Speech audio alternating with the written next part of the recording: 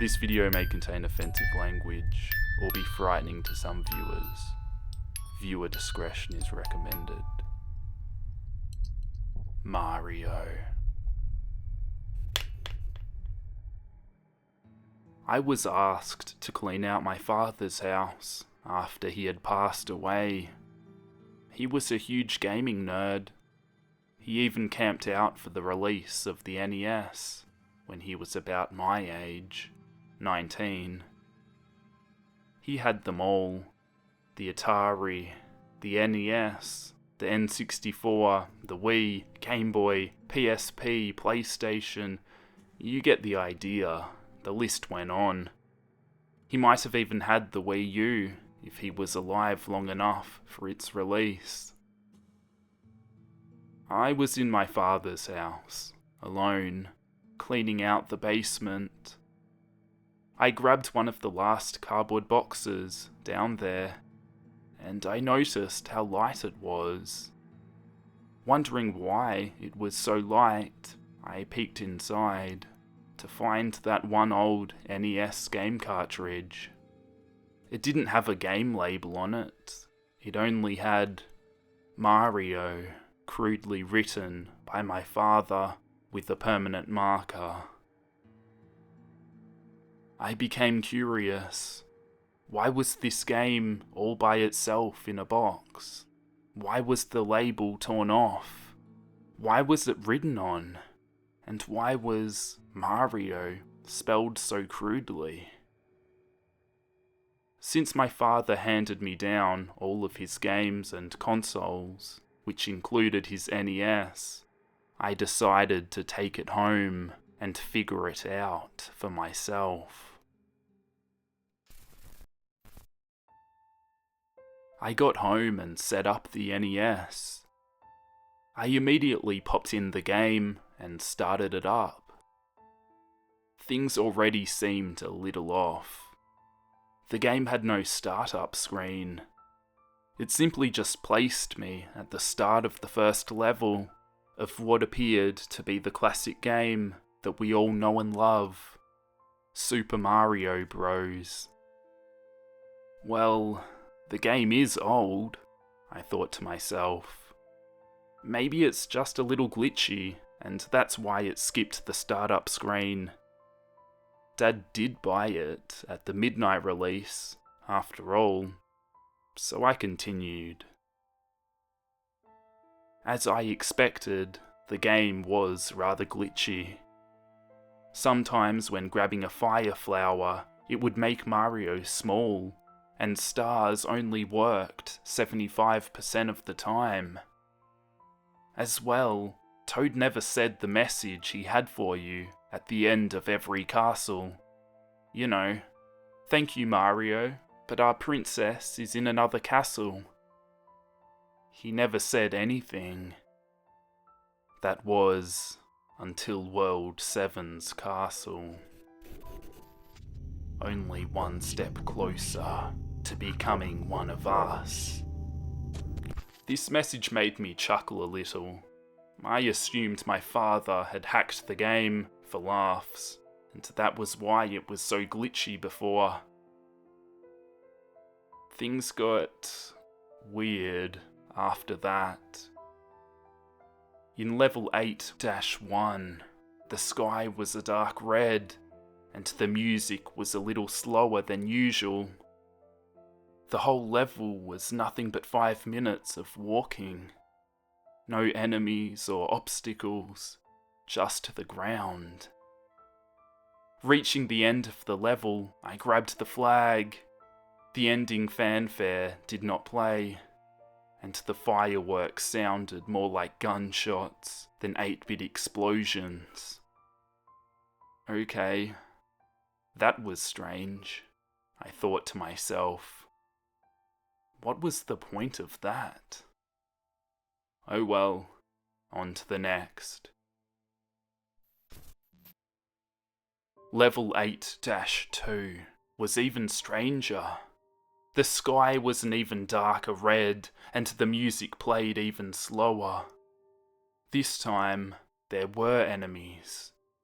I was approached by a Koopa Trooper, and for points, I jumped on him. The delightful little noise that plays when you jump on an enemy did not play this time. Instead, there was a squish, accompanied with the cracking of bones and a slight groan. This was weird and sadistic. It did not seem like something my father would do. In fact, he in no way condoned anything scary in my house as I was growing up. He never allowed my older sister or myself to play any scary games or watch any scary movies. He did at our friends' houses, of course, but that is besides the point. I moved on and ran into a Goomba. To make sure the earlier sound was not a glitch, I jumped on it. The same sound played. I was becoming unsettled, to say the least. When I reached the end of the level, the same thing happened as it had at the end of the previous level. I noticed something even more weird. The spot on the screen that showed the level you were on did not display World 8-3. Instead it showed World, followed by the symbol on the flag at the end of every level that looked like a skull. I know it's not actually a skull, but it looks like one.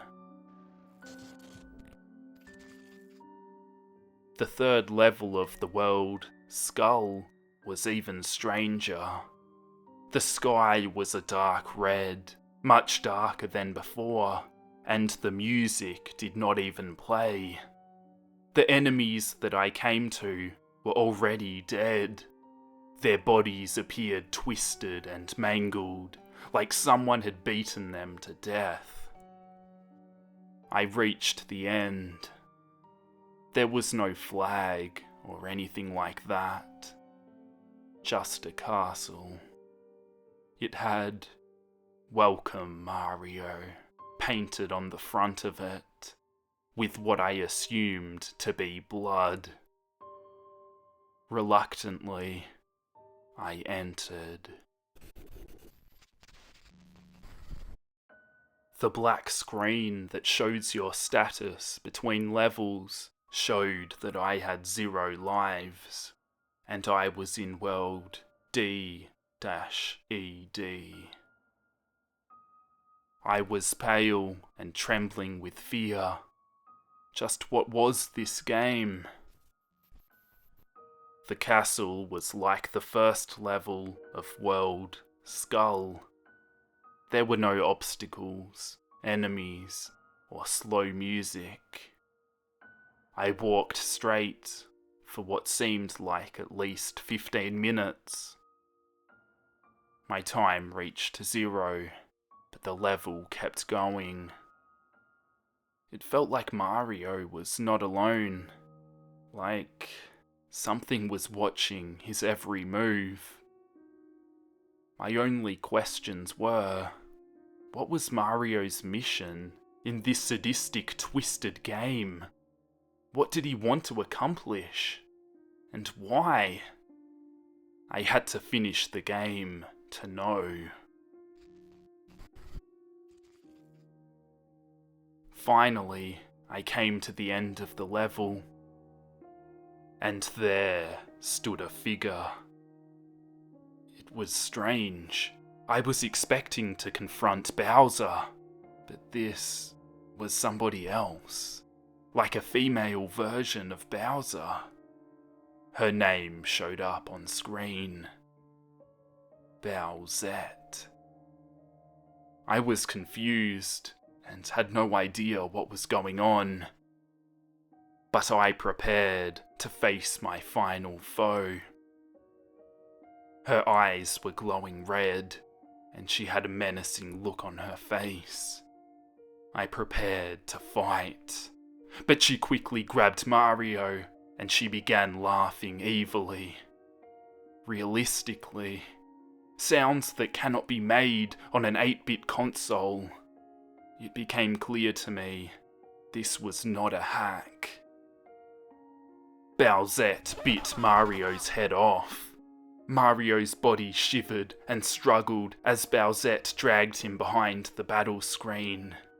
You know, where Princess Peach was supposed to be. I was expecting to see Princess Peach. Oh, who am I kidding? I was not expecting anything that could save me from this nightmare. I saw a Toad, Luigi, and Peach. However, both Luigi and Peach had Toad's heads on their bodies instead of their own. Bowsette grabbed the Toad's head and stuck it on Mario. She placed him down next to the others. Bowsette then proceeded to rip her own head off and began to pull out her intestines. Text appeared. Press B for a harder quest, and even you can become one of us. I threw my controller at the screen, so hard that the screen actually broke. I ejected the cartridge and threw it at the wall. It fell into pieces, and I noticed that there was a note inside. I picked it up and read it. Dear son, you're next, Dad. I threw both the game and the letter into the fire that I had started in my fireplace. I will never be able to get that satanic picture of my beloved characters like that out of my head. To this day, I cannot play Super Mario Bros. And the other morning, I woke up to see Mario carved into my arm. To take my mind off these things, I began to look through all the other NES games. On top of the stack was Super Mario Bros. 2. However, the label was different.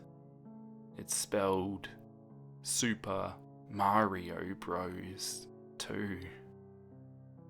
The picture of Mario delightfully carrying the turnip was instead a picture of Mario with an angry toad head carrying Birdo's decapitated head instead of a turnip. After that, I just decided never to play any Mario game ever again. Whatever was on that game could only be worse. Thank you for listening. I wanted somebody to know about this before something were to happen to me.